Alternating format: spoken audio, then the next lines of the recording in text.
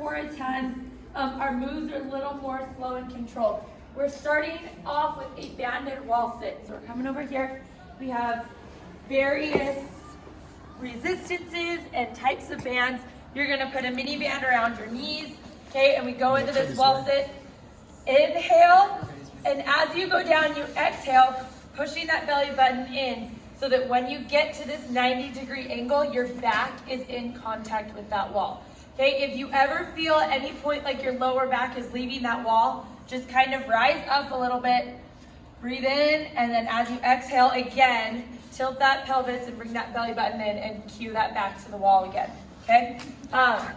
That back being in contact with the wall is super important for the right engagement of your quads and your core. Then we come over here and we have a barbell bilateral hinge, which is a deadlift basically. So when we're deadlifting, feet, you can do it shoulder width apart. If you want to do a sumo deadlift, you can too. But you're gonna grab that bar, okay? Make sure it's close to you. You don't want that bar out in front of you. If you get that bar too far out in front of you, you won't be able to stack your back and use the right muscles when you do this, okay? So you're gonna grab that bar, okay, sit that butt down and pull those shoulders back. The first thing you wanna do is engage those lats. So we're gonna pull those shoulders back and then you lift with those legs, okay? So you shouldn't see any rounding of the spine at all, even when you're in this position. Sit that butt down, stack that spine so it looks nice and straight, and then as you go to pull, lift straight from the legs, okay? Next we have a box jump with a single leg landing. So this, we're jumping bilaterally off both feet, landing on one foot. So mentally, it's a little bit of a tough one. So we're jumping, okay, land on one, and then stand straight up, okay? And then come back down, okay, land on one, try and get that balance, and then stand straight up. Huge part of this is getting that stability and then standing straight up. So you're gonna miss half of the move if you're just doing this, and you're just landing and staying in this position. The other half of the move is this full extension through that glute and that hamstring, and making sure that that core is helping you extend. So make sure that when you do it, it's 10 on each side. So make sure that when you're doing it, you land, find that balance, exhale through the core, and then stand straight up. After that, we go out onto the field. Everything after the box jump is out on the field. And we have a dumbbell lateral lunge to a single leg deadlift. So dumbbells on the shoulder, the side that the dumbbell's on is the side that you're lunging to. So I'm gonna go to the right, I'm gonna lunge, I'm gonna come up, and then I'm gonna bring that dumbbell down and go into a single leg hinge, and then go back out to a side lunge, okay? Again, finding that balance, driving the weight through the heel of that foot, and then you're gonna go into a single leg deadlift and back up. So these moves, again, slow and controlled. You can try and just kind of go through this and not have to stay balanced, but if you're inhaling, exhaling, and then inhale again and exhale again, you're gonna get your core involved and you're gonna feel that stability of being able to balance on that foot while having that weight.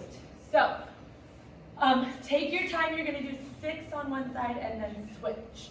We're gonna go out there and we've got a bear crawl. So we've got a bear crawl, okay? So we're in that tabletop with our bear crawl, opposite hand and foot, keeping that back nice and flat, bringing those knees straight forward. You're gonna do 16 bear crawls, and then you have a tabletop push-up. So you're here, and you're staying in that tabletop push-up, coming back up, and then pushing back into a pike. And then coming back, push-up, and then pike. So that's the series. So you've got 16 bear crawls, 5 push-up and pikes, and then you're gonna do the same thing. 16 and then 5. So it's gonna be 32 bear crawls total and 10 of those push-up to pikes. Then we have a kettlebell high pull with a kettlebell bilateral clean. So we've got our kettlebell here. Feet are a little more than shoulder width apart. We're gonna grab that kettlebell between our feet.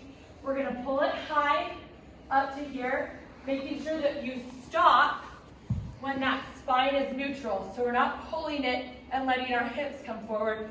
We're finding that neutral spine and we're staying here, and then we bring it down, and then we catch it and clean. Okay? So it's a high pull, and then a catch and clean. That's 1. So it's gonna be 6 to 8 of both of those. So pull, catch, 1. 6 to 8. Then you have 10 up downs, which is great because it's a burpee with no push-ups, because we all know the push-up is the worst part of a burpee. So you just have to make sure that when you get down and you kick your feet back, you catch yourself with that core so that your back stays nice and neutral and flat. And then come back, jump at the top, back to this spot, keeping that back nice and flat. Come in, drop that butt, stand up, okay? Then we've got a side plank for 30 seconds on each side. So here, okay, you guys can decide what feels best to you. If it's a high side plank, or if you prefer low, you guys just listen to your bodies, and you're just stacking those feet at the end and making sure that you're kind of pushing up through that oblique. So there should be a little bit of like a C in this part of your core, okay? And a field back for 2. So that's it.